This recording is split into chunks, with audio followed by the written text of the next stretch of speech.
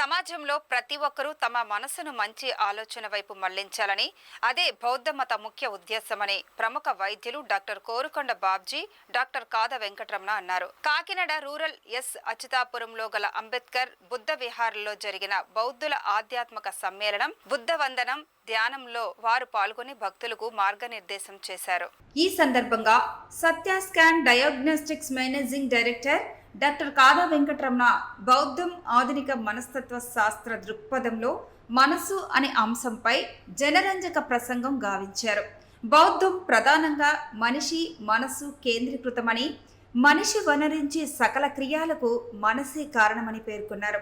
తనకు తనతోటి వారి సంక్షేమానికి, సమాజ సంక్షేమానికి దోహదపడేందుకు ప్రతి మనిషి తన మనస్సుకు తగిన శిక్షణ ఇచ్చుకోవడం ద్వారా మాత్రమే అది సాధ్యపడుతుందని వెల్లడించారు.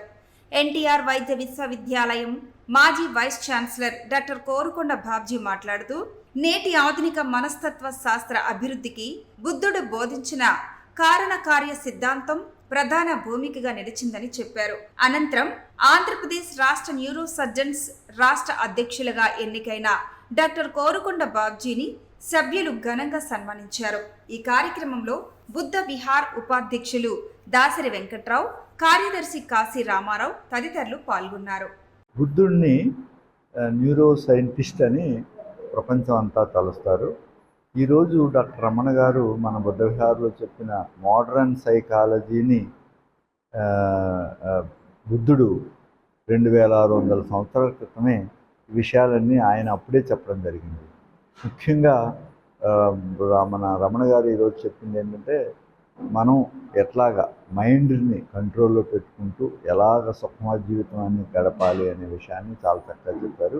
అదే బుద్ధిజంలో సమ్యక్ వ్యాయామ అనే విషయంలో మంచి ఆలోచనలు పెంపొందించుకోవాలి, మంచి ఆలోచనలు ఇంకా ఇంప్రూవ్ చేసుకోవాలి, చెడు ఆలోచనలు మనం అబాండన్ చేయాలి, అసలు చెడు ఆలోచనలు రాకుండా ఉండాలి అనే విషయాల గురించి, ప్రజ్ఞ ఎలాగ పెంపొందించుకోవాలి, క్యారెక్టర్ అంటే శీలాన్ని ఎలా పెంపొందించుకోవాలి, మనిషి హ్యాపీగా ఉండడానికి, సమాజం హ్యాపీగా ఉండడానికి ఎట్లాగా మన సైకాలజీని డెవలప్ చేసుకోవాలి అనే విషయాన్ని డాక్టర్ రమణ గారు చాలా చక్కగా చెప్పారు.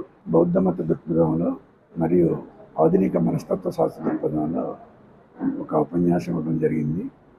ఉపన్యాసం యొక్క ముఖ్య ఉద్దేశం ఏంటంటే, ఏ వ్యక్తి అయినా తన యొక్క అభివృద్ధి తన మనస్సుని తన అదుపులో ఉంచుకోవడం ద్వారానే సాధ్యం. అది ఎప్పుడో 2600 సంవత్సరాల క్రితమే బుద్ధ భగవానుడు చెప్పడం జరిగింది. అందులో ఉండే కాన్సెప్ట్స్ తర్వాత సిగ్మండ్ ఫ్రాయిడ్ తర్వాత వచ్చినటువంటి మోడర్న్ అదే ఆధునిక మనస్తత్వ శాస్త్రంలో వచ్చినటువంటి ద్వారాన్ని మిళితం చేస్తూ ప్రస్తుత సమాజంలో ఉండేటువంటి మనం ఏ విధంగా వాటిని ఆచరించడం ద్వారా నైతిక ప్రవర్తన, సత్సంబంధాలు మన వ్యక్తిగతంగా ఎదగడం అనేది ఏ విధంగా ఆధారపడి ఉంటుంది అనేది సాధారణంగా చెప్పడం జరిగింది.